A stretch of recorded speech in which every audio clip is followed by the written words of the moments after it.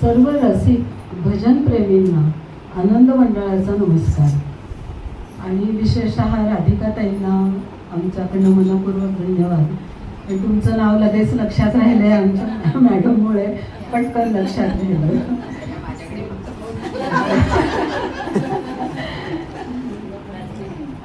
तर आज चैत्रगौरी निमित्त आपण हे भजन ठेवलेलं आहे.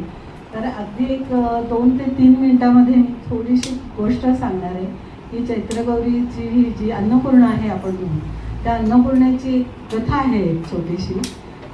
तर ती आधी मी सांगून आपल्या भजनानंतर सुरुवात करूया. तर एकदा शिव आणि पार्वती दोघेजण चर्चा करत होते की सृष्टीच्या विषयी किंवा ब्रह्माविषयी. तर शंकर म्हणाले की ब्रह्म हेच फक्त सत्य आहे, बाकी सर्व मिथ्य आहे म्हणून.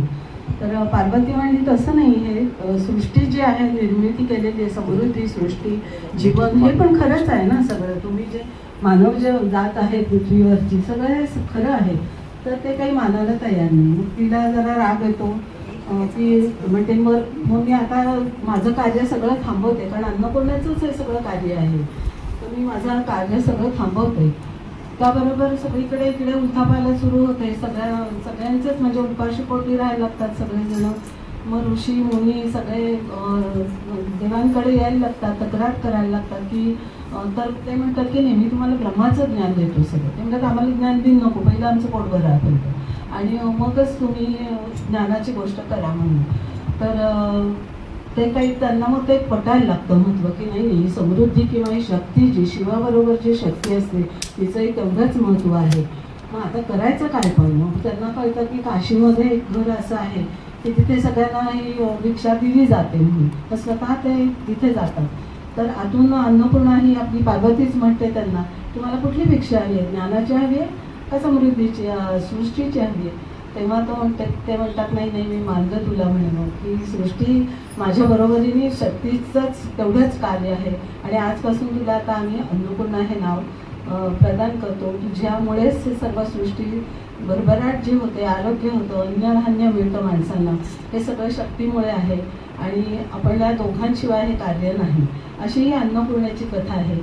आणि आपल्या संस्कृतीत सुद्धा बघा मुलीला लग्न होताना अन्नपूर्णा बरोबर देतात का, तर तिचं घर समृद्ध व्हावं, नंतर तिला धनधान्याची कधी कमी पडू नये, तिचं सगळं घरामध्ये सुख शांती समृद्धी मिळावी अशा प्रतीक म्हणून आपण अन्नपूर्णेचं देतो. आणि आज या राधिकाताई देशपांडे त्यांनी सुद्धा त्यासाठीच हे व्रत म्हणजे अन्नपूर्णेची स्थापना केलेली आहे. चैत्र शुद्ध तृतीया तर वैशाख शुद्ध तृतीयेपर्यंत ही गौरी बसतो. तसंच या घरामध्ये आज हा उत्सव सुरू आहे.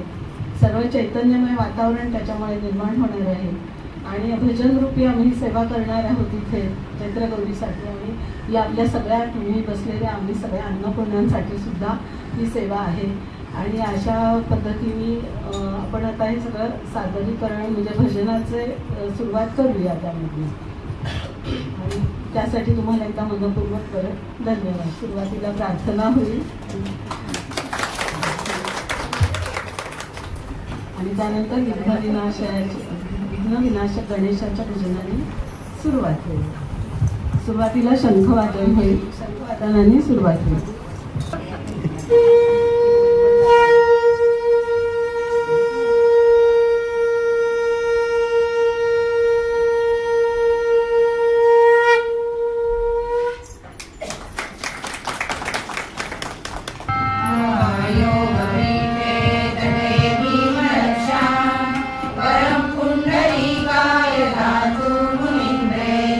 समागच्छ विष्णं प्रमानन्दकन्दम्